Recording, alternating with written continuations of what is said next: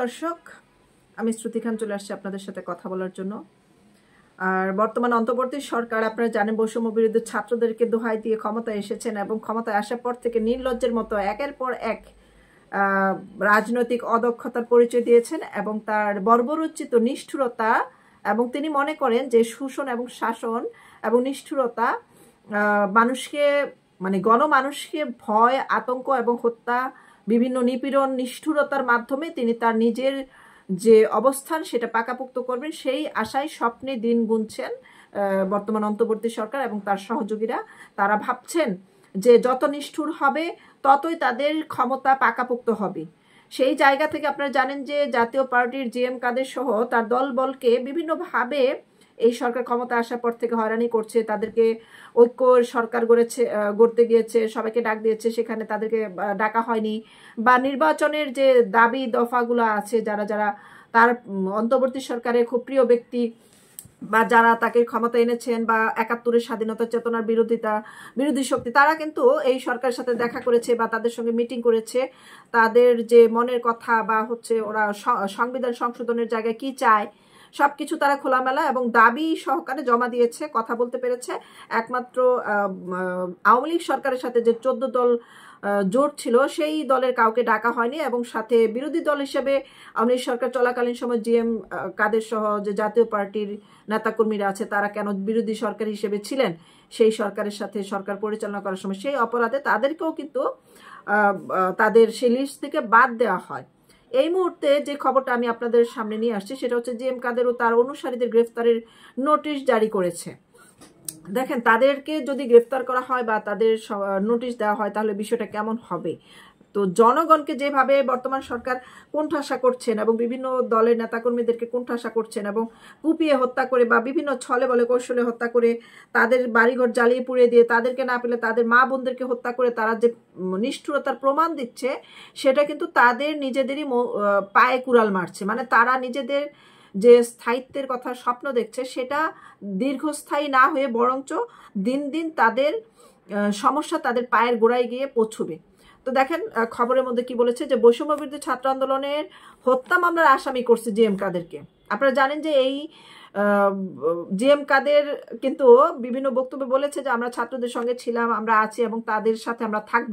তিনি কিন্তু একাত্মতা ঘোষণা করেছিলেন, বিভিন্ন সরকার জুলাই আন্দোলনের সমস্ত কিছুতে তিনি একাত্মতা ঘোষণা করেছিলেন, তাদের সঙ্গে ছিলেন এবং শেখ হাসিনার অনেক সমালোচনাও করেছেন যে আমরা ভয়ে তাদের সঙ্গে ছিলাম, যেন আমাদের কোনো ক্ষতি না হয় বা আমরা কোনো কিছু বলতে পারিনি, এরকম বক্তব্য দিয়েছিলেন।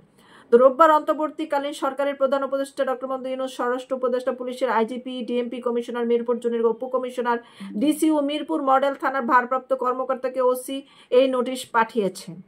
নোটিশপ্রাপ্ত 7 দিনের মধ্যে তাদের গ্রেফতারে কার্যকর পদক্ষেপ নিতে আহ্বান জানানো হয়েছে, অন্যথায় আইনগত সিদ্ধান্ত নেওয়ার কথাও জানিয়েছেন আইনজীবী মোহাম্মদ সাইফুল ইসলাম সবুজ খান।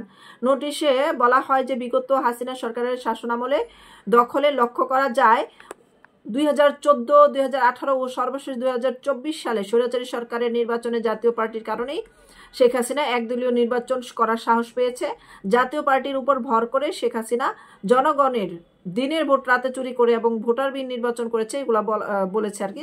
যাই হোক, মানে মূল কথা হচ্ছে যে জাতীয় পার্টি কেন বিরোধী দল হিসেবে তখন তাদের সাথে ছিল, জাতীয় পার্টি বেঈমান উল্লেখ করে নোটিশ করা হয়েছে, জাতীয় পার্টিকে বেঈমান উল্লেখ করেছে। তো কোনো রাজনৈতিক দল তো কারো বাপের সম্পদ না বা কারো পকেটের ডায়েরি না যে যেমন খুশি লিখবে, যেমন খুশি ব্যবহার করবে বা যেমন খুশি রুমালের মতো ময়লা ফেলে পরিষ্কার করে ফেলে দিবে বা ধুয়ে ফেলবে। জাতীয় পার্টিও যেমন স্বতন্ত্র, আওয়ামী লীগও স্বতন্ত্র, বিএনপিও স্বতন্ত্র, সমস্ত দলই তাদের নিজেদের মতো নিজেরা স্বতন্ত্র। তারা কার সঙ্গে বিরোধী দল হিসেবে থাকবে, কার সঙ্গে ঐক্যজোট করবে, সেটা তো তাদের রাজনৈতিক অধিকার।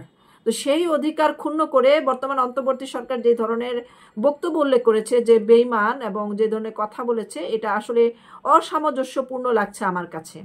এবং এর পিছনের কারণ হলো তারা ঘোর আপত্তি জানিয়েছে এবং আপনারা জানেন যে বিএনপিও আপত্তি জানিয়েছে। বিএনপির বিভিন্ন নেতাকর্মী মির্জা ফখরুল ইসলাম আলমগীর সহ, তারপরে তিনি বলেছেন যে আওয়ামী লীগকে ছাড়া নির্বাচনে গেলে এটা কেমন হবে বা তাদেরকে সংশোধন হয়ে নির্বাচনে আসা উচিত, এরকম কিন্তু বলেছে, সিগন্যাল দিয়েছে। তো জিএম কাদের বলায় এটা কি অপরাধ হয়েছে? তিনি আরো বলেন যে জিএম কাদের সহ তার অনুসারী গ্রেফতার করে আইনের আওতা নিয়ে আসার জুলাইয়ের ছাত্র জনতার নির্মম জনতা মর্মাহত। মানে ছাত্র জনতার পক্ষে থেকেও তারা কিন্তু হত্যা মামলার শিকার হলেন।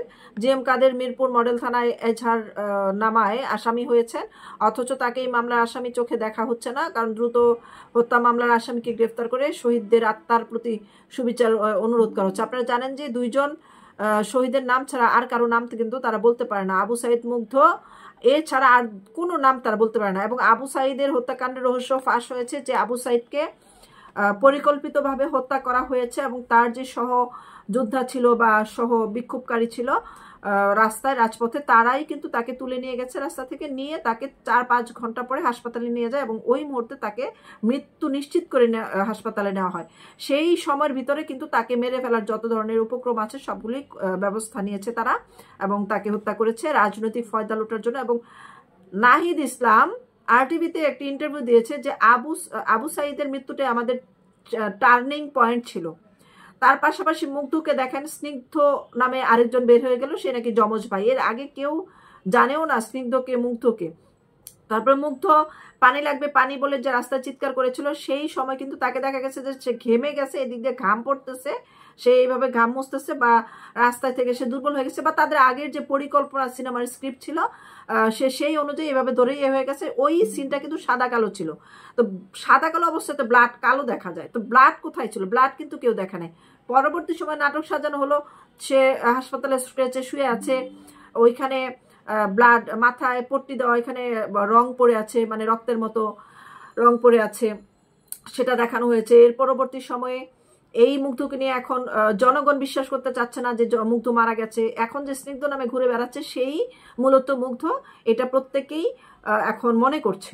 তো সেই জায়গায় আরো 14 জন শহীদ, মানে নাম লিস্টেড শহীদ যারা 14 জন ফিরে আসছে জীবিত অবস্থায়, এবং তারপরে যে হাসনাত আবদুল্লাহ বক্তব্য দিয়েছে শহীদরা নাকি মরে না, তারা জীবিত থাকে, এই ধরনের বক্তব্য দিয়ে সবাইকে একটা আইওয়াশ করেছে। তো আপনারা হয়তো বা ভাবছেন যে এই মুহূর্তে ওদেরকে হত্যা মামলা এবং এত কড়াকড়ি নির্দেশ কেন দেওয়া হলো। এখন আসুন জেনে নিই কেন দেওয়া হয়েছে। অন্তর্বর্তী সরকার যে আওয়ামী লীগকে নিষিদ্ধ করার যে প্রক্রিয়া চালু করেছিল সেটা নিয়ে তিনি কিন্তু বক্তব্য দিয়েছে যে আওয়ামী লীগকে অন্তর্বর্তী সরকার নিষিদ্ধ করার কোনো প্রকার এখতিয়ার রাখে না। এবং যুগান্তর পত্রিকাতে প্রতিবেদনটি আমি পেয়েছি, সেখানে লেখা আছে যে জাতীয় পার্টির চেয়ারম্যান জিএম কাদের বলেছেন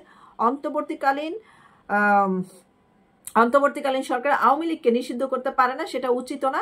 কেউ দোষ করে থাকলে তার বিচার হওয়া উচিত, মানে যদি কেউ দোষ করে থাকে স্পেসিফিক তার বিচার হবে, সেটা দলের কেন। জাতীয় ঐক্যের নামে জাতীয় অনৈক্য সরকার গঠন করতে যাচ্ছে অন্তর্বর্তী সরকার। মাত্র 18টি দলকে নিয়ে তারা যে জাতীয় ঐক্য করছে, 50% মানুষের জাতীয় ঐক্যের বাইরে রেখে, মানে আওয়ামী লীগকে সমর্থন করে 50-এরও বেশি জনগণ তাদেরকে আওয়ামী লীগকে সমর্থন করে, এবং 50-এরও বেশি মানুষের যে দল আছে, বিভিন্ন দল আছে, আরও রাজনৈতিক কিছু দল আছে যে দলগুলোকে সমর্থন করে, সেই দলগুলোকে কিন্তু তারা ডাকেনি। সেটার কথাই তিনি উল্লেখ করেছেন যে 50% মানুষের দলকে বাইরে রেখে অর্ধেকের চেয়ে কম যে দলগুলো দেখানো হচ্ছে প্রত্যেকেই কিন্তু 71 মুক্তিযুদ্ধের বিরোধী শক্তি। তো তাদেরকে ডেকে তিনি যে মৌলবাদী শক্তি, তাদেরকে ডেকে যে সরকার গঠন করতে চেয়েছে, এটা মূলত ঐক্য না, এটা হচ্ছে অনৈক্য সরকার, মানে হচ্ছে এটা মানে একটা বিপরীত রূপরেখা তিনি টেনেছেন, সেটা স্পষ্টতই এই দেশের জনগণ বুঝতে পেরেছে। এতে করে জাতিগত ভুল বুঝাবুঝি সৃষ্টি হয়েছে, দেশে একটি সংঘাতময় অবিশ্বাসের পরিস্থিতির সৃষ্টি হয়েছে, আমরা বিভিন্নভাবে বঞ্চিত হচ্ছি। জাতীয় পার্টির চেয়ারম্যান অভিযোগ করেন জাতীয় পার্টিকে সাংবিধানিকভাবে শান্তিপূর্ণ সভা সমাবেশ করতে দেওয়া হচ্ছে না, জাতীয় পার্টিকে কোথাও সমাবেশ করতে দেওয়া হচ্ছে না, জাতীয় পার্টির অফিস জ্বালিয়ে পুড়িয়ে দেওয়া হয়েছে, নেতাদের পাসপোর্ট আটকে দেওয়া হয়েছে, এতে করে দেশে অস্থিরতা বীজ বপন হয়ে গেল।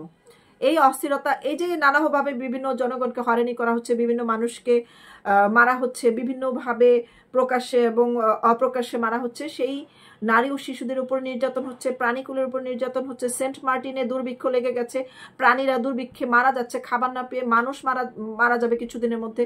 এবং ঢাকা শহরে বিভিন্ন দূষণমুক্ত করার কাজ রেখে তারা সেন্ট মার্টিনের দূষণ, পরিবেশ দূষণ করার কাজে লেগে গেছে রহস্যজনকভাবে। সমস্ত কিছু পর্যালোচনা করে দেখা যাচ্ছে যে বাংলাদেশের এই গৃহযুদ্ধ লাগার পিছনের একমাত্র কারণ হচ্ছে এই ডক্টর ইউনূস। এবং ডক্টর ইউনূসের পিছে কারা আছে? ডক্টর ইউনূসের পিছনে একটা আন্তর্জাতিক শক্তি কাজ করছে, যারা তাকে গাছে তুলে দিয়েছে, বিড়াল গাছে তুলে নাকি মই কেড়ে নেওয়া হয়, সেই ধরনের একটা মই মনে হচ্ছে কেড়ে নেওয়া হয়েছে। এবং জানুয়ারির মাসের দিকে বোঝা যাবে যে তার স্থায়িত্ব আসলে আর কয়দিন তার হাতে সময় আছে এবং কয় মুহূর্ত সে ক্ষমতায় থাকতে পারে। এটা জানুয়ারি মাসে ডেট ফিক্সড করা হবে, সেটাও সোশ্যাল মিডিয়াতে ঘুরে বেড়াচ্ছে। তো ভিডিওটি ভালো লেগে থাকলে শেয়ার করে দিবেন। সকলকে অসংখ্য ধন্যবাদ।